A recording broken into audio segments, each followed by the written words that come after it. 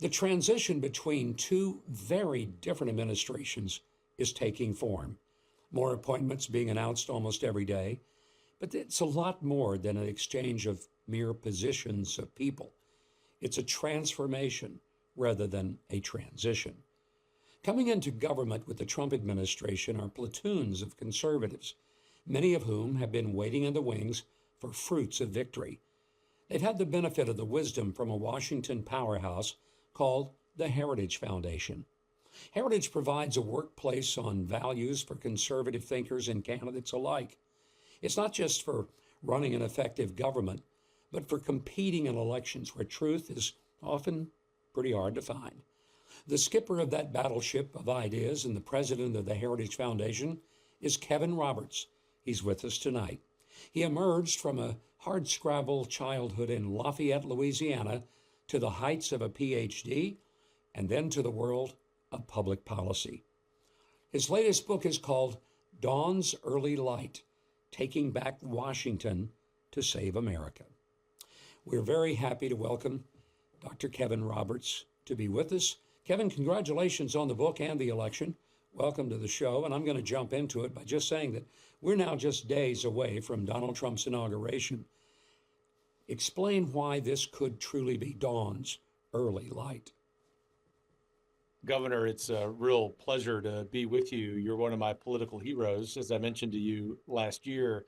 This is Dawn's early light in the 21st century. That is a rebirth, if you will, of the principles of the American Revolution and the War of 1812, from which, as you know, we get that phrase, because the American people have spoken that over the last generation, most of them believe that the American dream has slipped away because of errant policies, mostly at the federal level, some at the state level. And what they see in the election of Donald Trump and J.D. Vance and this wonderful appointment of so many cabinet level officials is a renewed promise that the American dream can be revitalized. In the book, I talk about that, but also talk about the role that we need to play individually in our own families and churches and communities to participate in that renewal. Until 1972, America was on the gold standard, and what that meant was that all of our dollars were actually backed up by physical gold. We changed that, and as a result, gold actually became worth a great deal more because it means that it's going to hold value even when the dollar, due to inflation, begins to shrink. It's one of the reasons that owning physical gold and silver makes a whole lot of sense for people who want to protect their wealth, who want to protect the things that they've worked so hard for their entire lives. Well, if you're going to buy gold and silver, I recommend you buy it from American Hartford Gold. It's who guides me on buying gold and silver. They're the only precious metals company that I would recommend. Now, you can call or text and request a free, no-strings-attached gold and silver information kit from American Hartford Gold. Learn how to protect your nest egg with a tax-advantaged gold IRA. And you could get up to $15,000 worth of free silver on qualifying purchases. So call them at 844-417-1010 or text Mike to 998899 for a free information kit from American Hartford Gold. Kevin, I enjoyed so much when you were on my weekly show just a few weeks ago, and we had a discussion about not only the contents of the book of Dawn's Early Light, but about the priorities that the president's going to bring. The one thing that it appears is that he's bringing people into government who are unapologetically disruptors. These are not people coming with their oil can just to lube up the equipment and let it keep running. These are people who are coming to dismantle the machinery and change it and put it where it needs to be. So help us understand, what are some of the things that you are able to see that the president could really dismantle that would change Washington for the benefit of the citizens, and who are some of the people who will be those mechanics doing it? Well, I'll start with a high level before giving you a couple of examples, Governor. At the high level, you mentioned my, as you put it, hardscrabble childhood in Lafayette, Louisiana, one of the great places on earth. And what strikes me about all of these cabinet appointees, regardless of where they're from and what their childhoods might have been like, is that they have the mindset of the ordinary person of Lafayette, the ordinary person in Little Rock, the ordinary person in the Bronx, whatever those people believe, whatever their political affiliation is, and it's this, and that is that the people of the officials in Washington for too long have worked against their interests. And whether it's Donald Trump himself or J.D. Vance, who just yesterday was visiting the grave of his wonderful grandmother, he mentioned in the best convention speech ever, which was at the Republican convention.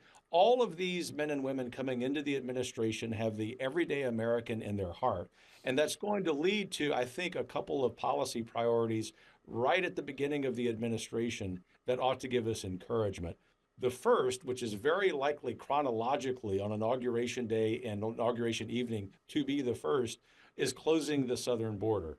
We can believe that two things can be true at the same time, that we can care very deeply for those who want to be migrants to this country legally, and we also can understand, as scripture would tell us, that we have to adhere to the rule of law. That if in fact we don't have the rule of law, how can we sustain a civil society that is the last best hope on earth for these people? And then the second, very broad reform, but one that is going to get very specific in every agency, is the leadership of Vivek Ramaswamy and Elon Musk on the Department of Government Efficiency. It isn't just the ideas, Governor, as you know, that those two men are bringing to the table, but the fact that they are going to have housed in every single agency a representative of DOGE to help push the career bureaucrats toward what the cabinet secretaries and deputy secretaries want to get done. I believe that these important figures, Vivek and Elon, along with the great cabinet secretaries, are going to renew the American spirit toward a self-governing people. Personal safety has become a major concern. So wouldn't it be helpful to have a new and easy way to protect you and your loved ones? Well, one way to stop the threat without having to shoot and possibly kill someone is available. Hello, I'm Mike Huckabee, and I found exactly how to have full protection without lethal force. It looks like a gun, acts like a gun, but it shoots chemical irritants and kinetic rounds, not actual bullets. The name is Byrna, B-Y-R-N-A. Now imagine being able to protect yourself without the legal or moral concerns of carrying an actual firearm. The Byrna is legal in all 50 states. No background checks are required, and it can be shipped directly to your doorstep. Most importantly, it's built to immediately stop an attacker without taking a life. The peace of mind you have is free. It's easy to use and doesn't have the strong recoil that real guns have, and you don't need ear protection either. It's assembled by hand right here in the U.S., fully trusted by law enforcement, and oftentimes it only needs to be shown and not fired to turn an attacker away. Don't wait until something happens. Go to Byrna.com/Huckabee and learn more about this effective alternative to deadly force. 500,000 are out there already, and right now you'll get a special 10% discount too. That's Byrna with a Y, BYRNA.com/Huckabee. And don't feel vulnerable any longer.